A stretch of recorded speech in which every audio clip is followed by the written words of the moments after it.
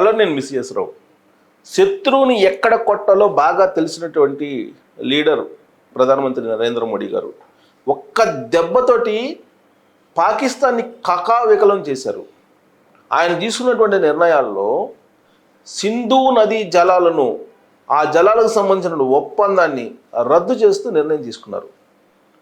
దీంతోపాటు ఒక 5-6 నిర్ణయాలు తీసుకున్నప్పటికీ కూడా ఈ నిర్ణయం పాకిస్తాన్ని ఎడారిగా మార్చబోతుంది రాబోయేటువంటి రోజుల్లో. తాగడానికి నీళ్లు కూడా ఉండవు, తినడానికి తిండి ఎలాగూ ఉండదు. అలాంటి పరిస్థితికి పాకిస్తాన్ వెళ్ళిపోబోతుంది రాబోయే రోజుల్లో. ఒక ఎడారిగా మారేటువంటి ప్రమాదం ఉంది. అలాంటి నిర్ణయాన్ని నరేంద్ర మోడీ గారు తీసుకున్నారు. ఎందుకు తీసుకోవాల్సి వచ్చింది? అమాయకులైనటువంటి 28 మంది భారత ప్రజల్ని ఉగ్రవాదులు పొట్టన పెట్టుకున్నారు. ఆ కారణంగా పాకిస్తాన్ మీద కసి తీర్చుకున్నారు నరేంద్ర మోడీ గారు. ఆ దేశం ప్రోత్సహించినటువంటి ఉగ్రవాదులే దాదాపుగా 56 మంది భారతదేశంలో ఉన్నారని చెప్పి నిఘా వర్గాలు అంచనా వేస్తున్నాయి.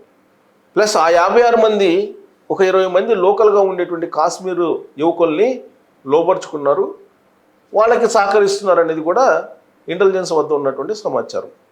అందుకే ఇప్పుడు ఒకవైపు ఉగ్రవాదుల్ని ఏరివేస్తూనే మరోవైపు పాకిస్తాన్ని కట్టడి చేసేందుకు, పాకిస్తాన్ మళ్ళీ లేవకుండా కొట్టేలాగా ఇప్పుడు నరేంద్ర మోడీ గారు ఒక నిర్ణయం తీసుకున్నారు. ఇక రాబోయేటువంటి రోజుల్లో పాకిస్తాన్ అనేది ప్రపంచ పటంలో కనపడకుండా ఉండేలాగా నరేంద్ర మోడీ తీసుకున్న నిర్ణయం ఉంది.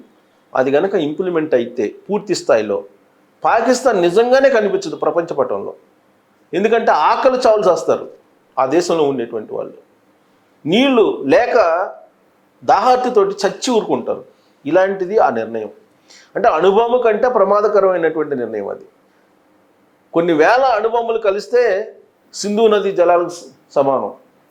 ఎందుకంటే ఆ జలాలు లేకపోతే పాకిస్తాన్ వ్యవసాయం ఉండదు, తాగడానికి నీళ్లు ఉండవు, విద్యుత్ ఉండదు, చీకటి మయమైపోతుంది పాకిస్తాన్.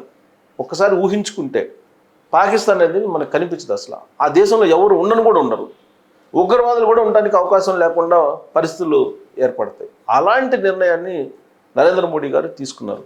అయితే అది ఇంప్లిమెంట్ పూర్తి స్థాయిలో చేయగలిగితే కనుక సింధు నదీ జలాల ఒప్పందాన్ని రద్దు చేసి పైభాగంలో ఉన్నటువంటి భారతదేశం సింధు జలాలని పోకుండా కనుక పాకిస్తాన్కి చేయగలిగితే పాకిస్తాన్ ప్రపంచ పటంలో స్మాష్ కనిపించదు, అదృశ్యమే. ఇలాంటి నిర్ణయాన్ని నరేంద్ర మోడీ గారు తీసుకున్నారు ప్రాథమికంగా.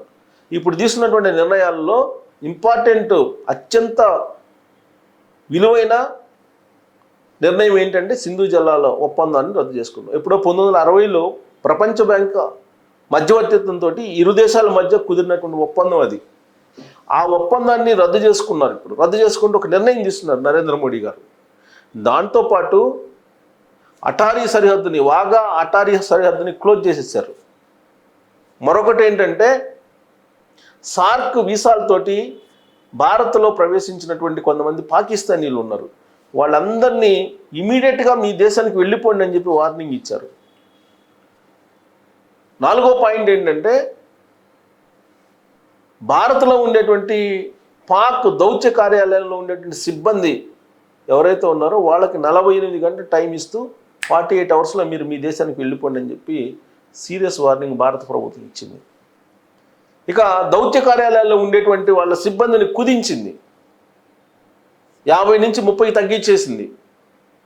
సార్క్ వీసాలతో వచ్చినటువంటి వాళ్ళు మీరందరూ వెళ్ళిపోవాలి, పాకిస్తాన్ వెళ్ళిపోండి, భారత్లో ఉండటానికి లేదని చెప్పి చెప్పింది. అలాగే దౌత్య కార్యాలయం అంటే హై కమిషన్ సిబ్బంది ఎవరైతే ఉన్నారో, హై కమిషన్ ఉన్నతాధికారులు ఎవరైతే ఉన్నారో, సలహాదారులు ఎవరైతే ఉన్నారో వాళ్ళందరికీ 48 అవర్స్లో భారతదేశాన్ని ఖాళీ చేసి మీ దేశానికి వెళ్ళిపోండి అని చెప్పి వార్నింగ్ ఇవ్వడం జరిగింది. వీటన్నిటిలో కూడా అత్యంత ప్రమాదకరమైనది పాకిస్తాన్కి ఏంటంటే సింధు జలాలు. సింధు జలాలని పాకిస్తాన్కి వెళ్లకుండా ఆపివేస్తే ఆ దేశం అవుట్, క్లోజ్, ఆ దేశం అయిపోయినట్టే. ఎందుకు చెప్తున్నానంటే తిండి లేకుండా నేనే కానీ 10 రోజులు బతకచ్చు, నీళ్లు లేకుండా ఎవడు బతకలేడు. పాకిస్తాన్ పరిస్థితి కూడా అదే. సింధు జలాలను కనుక ఆపేస్తే పై భాగంలో ఉన్నట్టు భారతదేశం, కింది భాగంలో ఉన్నట్టు పాకిస్తాను దాహతితోటి నీరసించిపోయి చచ్చిపోతుంది. ఇది జరగబోయేది. అలాంటి కీలకమైన నిర్ణయాన్ని నరేంద్ర మోడీ గారు తీసుకున్నారు. మరి సింధు నదీ జలాలను ఆపివేస్తే పాకిస్తాన్ రాబోయేటువంటి రోజుల్లో ఎలా ఉండబోతుంది, దాని ప్రభావం ఏంటి అనే దాని మీద సోషల్ మీడియాలో చాలా ఆర్టికల్స్ వచ్చాయి. దానికి సంబంధించి నేను ఒక ఆర్టికల్ని మీకు చదివి వినిపిస్తాను. దాని ప్రభావం ఎలా ఉండబోతుంది, నరేంద్ర మోడీ గారు తీసుకున్న నిర్ణయం అనేది నేను మీకు చదివి వినిపిస్తాను. ఎందుకంటే దాని విలువైనటువంటి సమాచారం. భారత్ పైకి తరచూ టెర్రరిస్టులను ఉసుగొలుపుతున్న పాకిస్తాన్కు సింధు జలాల ఒప్పందం, దాన్ని ఇండస్ వాటర్స్ ట్రీటీ అంటారు, ఒప్పందం రద్దు నిర్ణయం కుక్క కాటుకు చెప్పు దెబ్బలా తగలనుందని విశ్లేషకులు చెప్తున్నారు. తాజాగా పహల్గామ్లో అత్యంత క్రూరమైనటువంటి రీతిలో టెర్రర్ అటాక్కు ఊతం అందించిన దాయాది దేశం భారత్ వాటర్ దెబ్బతోటి మరింత తీవ్ర సంక్షోభంలోకి కూరుకుపోయే అవకాశాలు ఉంటాయని అంటున్నారు. ఈ నేపథ్యంలో అసలు ఏమిటి ఒప్పందం, దీనిని భారత్ రద్దు చేసుకుంటే పాక్కు వచ్చే నష్టం ఏంటి అని అంటే, ఒప్పందం రద్దు అయితే పాక్ కకావికలం. సింధు నది డిబేట్లో పుట్టి భారత్ పాక్ మీదుగా 3180 కిలోమీటర్లు ప్రయాణించి అరేబియా సముద్రంలో కలుస్తుంది. మార్గ మధ్యంలో ఈ నదులకు ప్రధానంగా 6 ఉపనదులు కలుస్తుంటాయి. అయితే దేశ విభజన తర్వాత సింధు జలాల నిర్వహణ పైన భారత్ పాక్ మధ్య ప్రాజెక్టులు కట్టడం, నీటిని వాడుకోవడం, ఇతర విషయాల్లో తలెత్తిన వివాదాలు వచ్చాయి. దీంతో 1960లో వరల్డ్ బ్యాంక్ మధ్యవర్తిత్వంతో అప్పటి ప్రధాని జవహర్లాల్ నెహ్రూ, పాకిస్తాన్ ప్రెసిడెంట్ జనరల్ ఆయూబ్ ఖాన్ సింధు జలాల ఒప్పందం పైన సంతకాలు చేశారు. సింధు జలాల ఒప్పందం రద్దయితే పైన ఉన్నటువంటి భారత్ ఆ నదీ జలాలు పాక్కు వెళ్లకుండా ఆనకట్టు కట్టుకోవచ్చు, లేదా భారత్లోని ఇతర ప్రాంతాలకు నీటిని మళ్లించుకోవచ్చు. ఇదే కనుక జరిగితే పాకిస్తాన్లోని పంజాబ్, సింధు ప్రావిన్సులు ఎడారిగా మారే ప్రమాదంలో పడతాయని విశ్లేషకులు చెప్తున్నారు. ఎందుకంటే పాకిస్తాన్లోని వ్యవసాయ భూముల్లో 80% పంజాబ్, సింధు ప్రావిన్స్లోనే ఉన్నాయి. భూములకు సింధు జలాలే కీలకం. ఈ 2 ప్రావిన్సులలో వ్యవసాయ రంగానికి సింధు నదీ జలాల నుంచే 93% సాగునీళ్లు అందుతున్నాయి. పాక్ గ్రామీణ జనాభాలో దాదాపు 61% మంది ఇండస్ బేసిన్లోనే నివసిస్తున్నారు. కరాచీ, లాహోర్, ముల్తాన్ వంటి ప్రధాన నగరాలకు సింధు నది వ్యవస్థ నుంచే తాగునీరు సరఫరా అవుతుంది. అంతేకాకుండా తర్బెలా, మంగళ వంటి హైడ్రో పవర్ ప్లాంట్లు కూడా పాక్కు కరెంట్ సప్లైలో కీలక పాత్ర పోషిస్తున్నాయి. ఇండస్ బేసిన్లో పండే గోధుమలు, వడ్లు, చెరకు, పత్తి వంటి పంటల ద్వారా ఇండస్ బేసిన్ ప్రాంతం నుంచే పాకిస్తాన్ జీడిపికి 25% వాటా సమకూరుతుంది. అందుకే ఇండస్, జూలం, చీనాబ్ నదుల నుంచి నీటి ప్రవాహాలు తగ్గితే పాక్లోని ఇండస్ బేసిన్ అంతా తీవ్రమైన నీటి కరువు ఏర్పడుతుంది. సో ఈ 3 నదులు చాలు, ఇండస్, జీలం, చీనాబ్, ఈ 3 నదుల్లో నుంచి వచ్చే నీళ్లు ఆగిపోతే చాలు, పాకిస్తాన్ అవుట్. వ్యవసాయం సంక్షోభంలో పడుతుంది. కోట్లాది మందికి ఆహార భద్రత కరువు అవుతుంది. అనేక సిటీలకు నీటి సప్లై నిలిచిపోయి గందరగోళం తలెత్తుంది.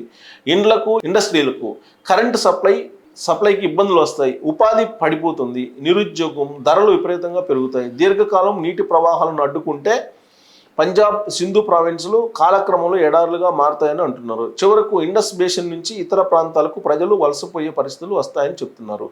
దౌత్య, న్యాయ అడ్డంకులు.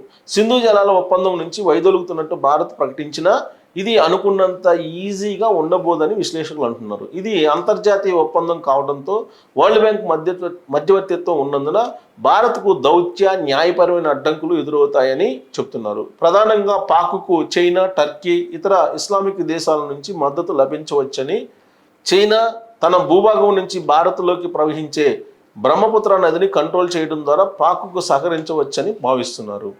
అలాగే తమ దేశ మనుగడను దెబ్బతీసేలా భారత్ ఏకపక్ష నిర్ణయం తీసుకుందంటూ ఐక్యరాజ్య సమితి, అంతర్జాతీయ కోర్టులను పాక్ ఆశ్రయించే అవకాశాలు ఉంటాయని అంటున్నారు. సో అంత ఈజీ కాకపోవచ్చు ఈ నిర్ణయం అమలు కావడం అనేది, ఎందుకంటే అంతర్జాతీయ ఒప్పందం కాబట్టి.